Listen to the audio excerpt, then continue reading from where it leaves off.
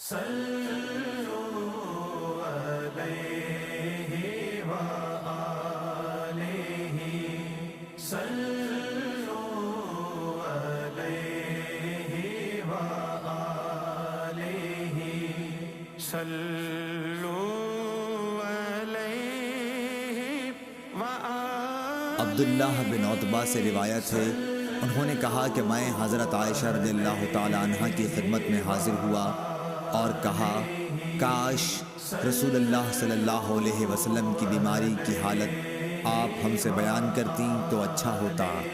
انہوں نے فرمایا کہ ہاں ضرور سن لو۔ آپ کا مرض بڑھ گیا تو آپ نے دریافت فرمایا کہ کیا لوگوں نے نماز پڑھ لی؟ ہم نے عرض کی جی نہیں یا رسول اللہ، لوگ آپ کا انتظار کر رہے ہیں۔ آپ نے فرمایا کہ میرے لیے ایک لگن میں پانی رکھ دو۔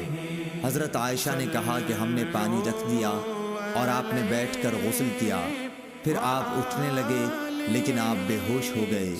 جب ہوش ہوا تو پھر آپ نے پوچھا کہ کیا لوگوں نے نماز پڑھ لی ہے؟ ہم نے عرض کی نہیں حضور، لوگ آپ کا انتظار کر رہے ہیں۔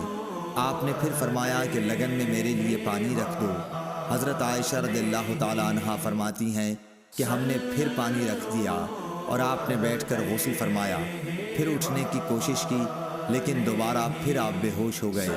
جب ہوش ہوا تو آپ نے پھر یہی فرمایا کہ کیا لوگوں نے نماز پڑھ لی ہے؟ ہم نے عرض کی کہ نہیں یا رسول اللہ، لوگ آپ کا انتظار کر رہے ہیں۔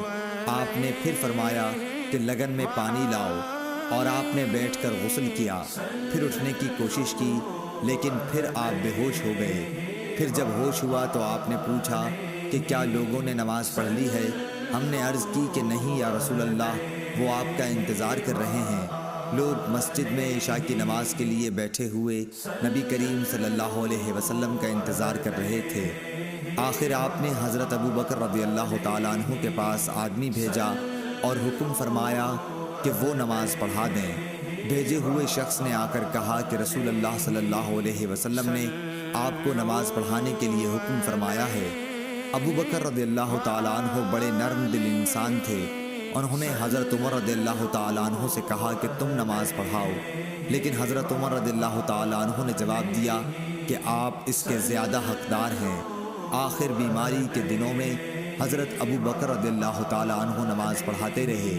پھر جب نبی کریم صلی اللہ علیہ وسلم کو مزاج کچھ ہلکا معلوم ہوا تو دو مردوں کا سہارا لے کر، جن میں ایک حضرت عباس رضی اللہ تعالیٰ عنہ تھے، ظہر کی نماز کے لیے گھر سے باہر تشریف لائے اور ابو بکر رضی اللہ تعالیٰ عنہ نماز پڑھا رہے تھے۔